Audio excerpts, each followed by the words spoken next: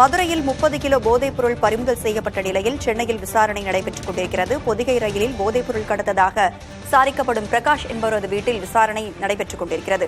பிப்ரவரி 1ஆம் தேதி காரிலிருந்து போதைப் பொருட்கள் எடுத்து வந்தது கண்டுபிடிக்கப்பட்டது. இந்த நிலையில் மதுரையில் 30 கிலோ போதைப்பொருள் பறிமுதல் செய்யப்பட்டிருந்த நிலையில் சென்னையில் தற்பொழுது விசாரணை நடைபெற்றுக் கொண்டிருக்கிறது. கூடுதல் விவரங்களோடு இணைந்திருக்கிறார் நமது செய்தியாளர் அன்பரசன். சென்னையில யார் யார் வீட்டில எல்லாம் யார் தொடர்புடைய இடங்கள் எல்லாம் இந்த விசாரணை நடைபெற்றுக் கொண்டிருக்கிறது?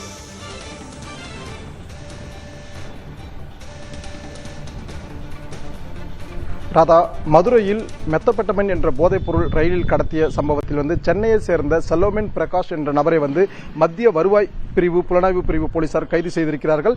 இந்த நிலையில் சென்னை கொடுங்கையூர் அபிராமி அவென்யூ 6வது தெருவில் உள்ள அந்த பிலோமின் பிரகாஷ் என்பவரது வீட்டில் இன்று காலை முதலே மத்திய வருவாய் துறை பிரிவு போலீசார் விசாரணையில் ஈடுபட்டு வருகிறார்கள். இந்த சம்பவம் தொடர்பாக தற்போது ஒரு பெரிய பரபரப்பு ஏற்பட்டிருக்கிறது. குறிப்பாக மதுரை ரயில் நிலையத்தில் சுமார் 30 கிலோ மெத்தப்பட்டமின் கடத்தி வருவதாக மத்திய வருவாய் புலனாய்வு அதிகாரிகளுக்கு தகவல் தெரிவிக்கப்பட்டதன் பேரில் அங்கு சென்ற போலீசார் அங்கு சந்தேகத்திற்கிடமான முறையில் கைகளில் 2 பேக்குடன் வந்த ஒரு நபரை பிடித்து விசாரணை செய்ததில் அவர் 30 கிலோ மெத்தப்பட்டமின் என்ற போதைப் பொருளை கடத்தி வந்தது தெரிய வந்தது. இதனையடுத்து அந்த நபரை கைது செய்து விசாரணை செய்ததில் அவர் கொடுங்கையூர் பகுதியைச் சேர்ந்த அபிராமி அவென்யூ 6வது தெருவில் வசிக்கக்கூடிய செலோமின் பிரகாஷ் என்பது தெரிய வந்தது. இதனையடுத்து கைது செய்யப்பட்ட அந்த நபரிடம் தொடர் விசாரணை மேற்கொண்டு வருகிறார்கள். இந்த நிலையில் தான் தற்போது மத்திய வருவாய் புலனாய்வு அதிகாரிகள் கொடுங்கையூர் அபிராமி அவென்யூ 6வது தெருவில் இருக்கக்கூடிய அந்த செலோமின் பிரகாஷ் என்பவரது வீட்டில் தற்போது விசாரணையில் ஈடுபட்டு வருகிறார்கள். குறிப்பாக இங்கு அதிகாரிகள் விசாரணையில் ஈடுபட்டு இந்த அருகாமையில் இருக்கக்கூடிய இந்த பகுதியில் இருக்கக்கூடிய சிசிடிவி காட்சிகளை ஆய்வு செய்த போது அவர் கடந்த பிப்ரவரி மாதம் 1ஆம் தேதி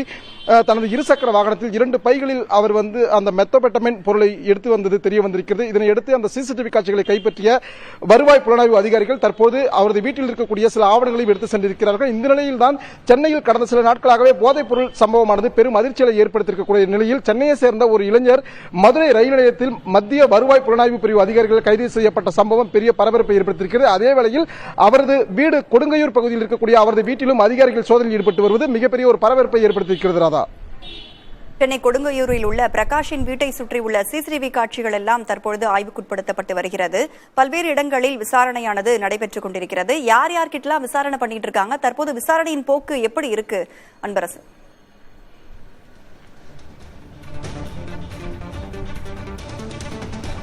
ராதா, இன்னைக்கு காலையில மதுரையில பொதிகை ரயில்ல வந்த ஒரு இளைஞர் சந்தேகத்திற்கிடமான ஒரு இளைஞரை பிடித்து மத்திய வருவாய் புலனாய்வு பிரிவு அதிகாரிகள் விசாரணை மேற்கொண்டதில் அவர் தனது கைகளில் கொண்டு வந்த 2 பேக்குகளில் சுமார் 30 கிலோ அதாவது பல கோடி ரூபாய் மதிப்பு கொண்ட போதைப் பொருள் 30 கிலோ கொண்டு வந்திருப்பது தெரிய வந்தது. இதனையடுத்துதான் அந்த நபரை கைது செய்து விசாரணை மேற்கொண்ட போது அவர் சென்னை கொடுங்கையூர் அபிராமி அவென்யூ 6வது தெருவில் இருக்கக்கூடிய சிலோமின் பிரகாஷ் என்பது தெரிய வந்தது. இதனையடுத்து அந்த நபரை கைது செய்து தொடர் விசாரணையில் ஈடுபட்டு வருகிறார்கள். இந்த நிலையில் தான் மத்திய வருவாய் புலனாய்வு அதிகாரிகள் இன்று காலை முதலே இவரது வீட்டில் தொடர் சோதனையில் ஈடுபட்டு வருகிறார்கள்.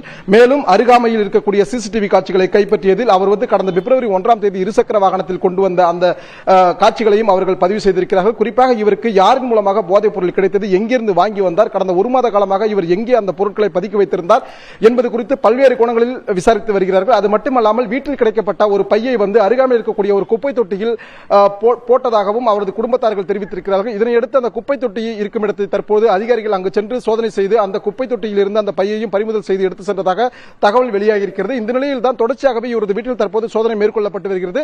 இந்த சோதனை முடிவில் தான் இவர் யாரிடமிருந்து இந்த போதைப் பொருளை வாங்கினார், யாரிடம் கொடுப்பதற்காக சென்னையிலிருந்து பொதிகை எக்ஸ்பிரஸ் மூலமாக மதுரைக்கு சென்றார் என்பது குறித்த பல்வேறு முக்கிய தகவல்கள் வெளிவரும் என அதிகாரிகள் தகவல் தெரிவித்திருக்கிறார்கள். ராதா, விவரங்களை வழங்கியமைக்கு நன்றி அன்பரசு.